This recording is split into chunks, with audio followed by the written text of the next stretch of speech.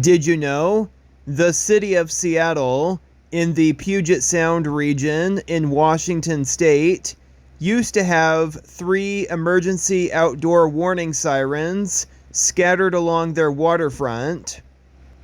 More than likely, this was their tsunami warning system. This is a 2011 street view taken on the corner of Elliott Avenue and Bay Street in Seattle, Washington. Since 2013, the city of Seattle mysteriously removed all 3 of their sirens. This is the street view taken 3 years later. Here's another 2011 street view taken in front of the Seattle Fire Department, Station Number 5, located on Alaskan Way. Since 2014, 3 years later, the sirens have been removed.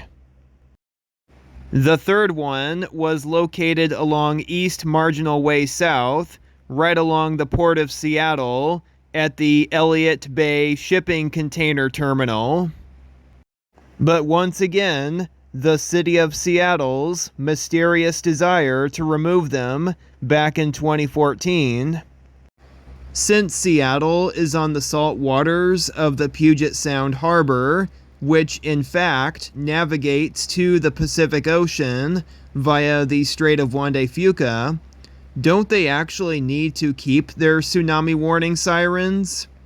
I mean, what if there was a large undersea earthquake far in the Pacific Ocean, such as Japan or Alaska, and that the tsunami makes its way over into the Puget Sound? Everyone along the waterfront needs enough warning.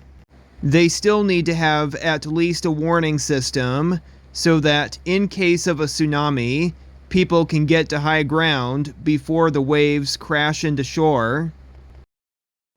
Shown on the map here, both ports of Tacoma and Seattle literally have a major getaway to the Pacific Ocean. That's how shipping freighters carrying both exports and imports get in and get out. They enter and exit the Pacific Northwest via the Strait of Juan De Fuca, just on the border of the United States and Canada, between Washington State and Victoria, British Columbia.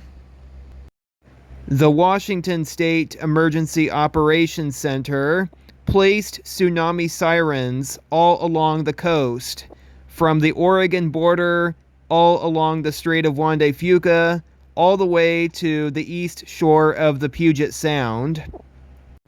It totally doesn't make sense to me that the city of Seattle independently removed their own siren system while the rest of Washington State's coastline still has theirs in place, which in fact is legally required.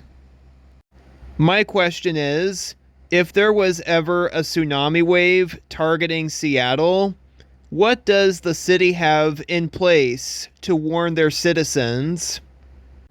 Nowadays, everyone receives wireless emergency alerts on their smartphones. They are text-like messages that are not from friends and families.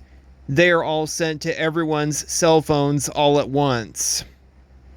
And those text-like messages are directly disseminated from your local law enforcement and emergency management agencies.